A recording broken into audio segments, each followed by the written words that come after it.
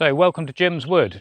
Jim Goldsack was my father, and as a retirement project when he took on this wood, he decided to clear, as you can see, still some rhododendron still growing, but it was about 15 to 20 foot high in rhododendron, and he cleared it with a bow saw and his little West Highland Terrier. It used to come out every day and then fires, and they got rid of it. Rhododendron is not good for native flora because it just absolutely covers the floor and stops anything else growing, and its leaf litter is poisonous to other plants. So what we're trying to do now is get the biodiversity back into the wood, and so come on inside and we'll have a look at what we're doing.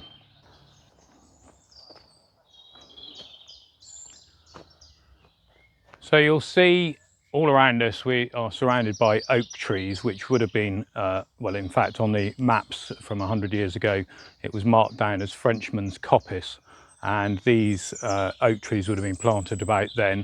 One or two are older than that, so they're not terrifically old in terms of oaks, because oaks can live for 800 to 1,000 years. But they are already important, because if you look up here, ecologically important, you can see lots of dead wood and these dead branches. Now we test these branches every couple of seasons, just put a rope over them, give them a good tug just to check that they're not going to come down imminently. But we try and leave as much wood in the trees as possible, because it provides massive amounts of habitat for invertebrates for nesting into the branches, and then also where it dives back into the branch itself after the insects have been in, then the woodpeckers come in, and then that creates holes for other birds to nest in as well, and then you've got all sorts of other creatures that will then thrive in this habitat here. Bats as well will inhabit here, so really important to leave the standing dead wood in there. When it comes down to the floor, as you'll see from the wood piles we have around the place over here, we leave the wood to rot in situ, because again you'll get lichens growing on it, and you'll get mosses growing on it, but you'll also get other insects that are coming in and working on it to decay. So there's more life in decay than there is what we call life. So if we think of something as green and actively growing, and then we start clearing away the dead wood, then you're actually taking away a huge amount of life that's going to come down. So the whole cycle of life, if you take the wood out, you're interrupting that cycle. So what we're trying to do is leave the wood in situ and create habitat. So after my father initially cleared all the rhododendron out of the wood, there was also a thick carpet of holly, which has actually now started to regenerate. So we are now actively trying to clear the holly, because again, like the rhododendron, not a lot grows underneath it. We'll leave a few specimens of holly in situ, but most of it's going to come out.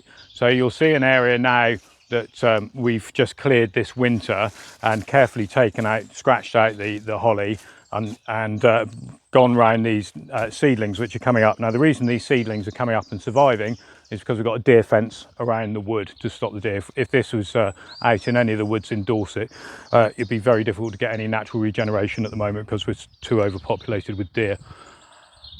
So first stage, get the holly cleared out. Then we're going to knock the ground level and take any rhododendron out, which you can see the stumps of the rhododendron are still here. Going to let them dry off and then take them out and burn them later in the season.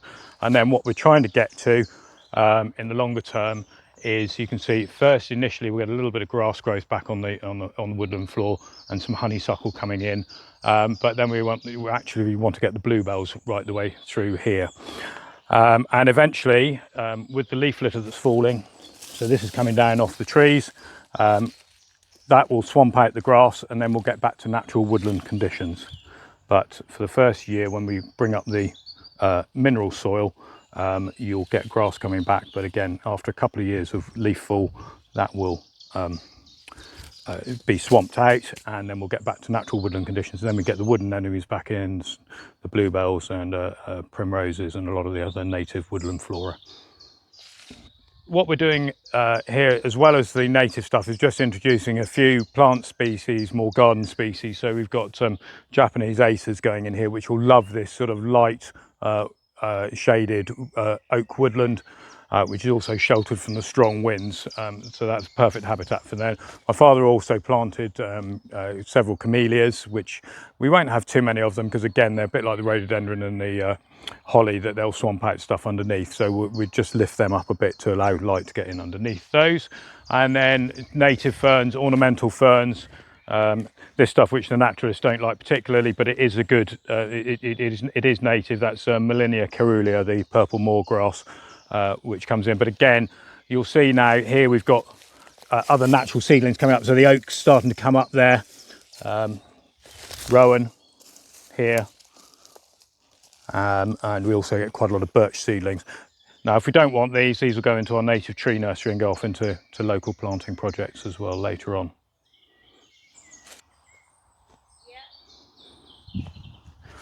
So this is what we're trying to recreate throughout the wood here, is native bluebells, stitchwort. We've got also some wood cranesbill, honeysuckle, hazel, coppice, which again will take some of those down through and end up with this natural native flora here.